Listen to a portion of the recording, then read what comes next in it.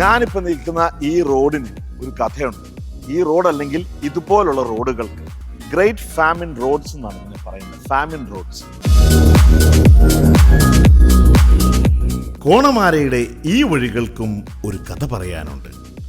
ഒരു കാലത്ത് അയർലൻഡിനെ ദാരിദ്ര്യത്തിന്റെ പടുകുഴിയിലേക്ക് തള്ളിവിട്ട ഗ്രേറ്റ് ഫാമിൻ എന്ന ക്ഷാമകാലത്താണ് ഈ കഥ തുടങ്ങുന്നത്.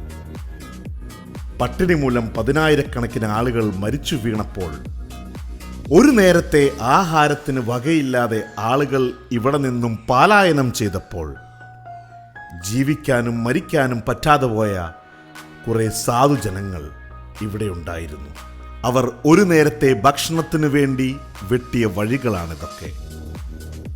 അന്ന് ഇവിടം ഭരിച്ചിരുന്ന ബ്രിട്ടീഷുകാർ എങ്ങോട്ടെന്നില്ലാതെ അവരെ കൊണ്ട് വെട്ടിച്ച വഴികളാണിതൊക്കെ.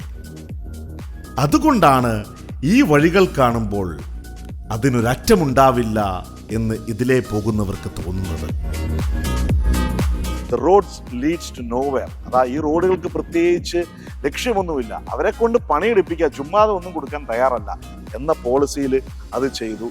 അങ്ങനെ ഇതുപോലെയുള്ള ഒരുപാട് റോഡുകൾ ഇവിടെ കൗണ്ടി പ്രദേശങ്ങളുണ്ട്.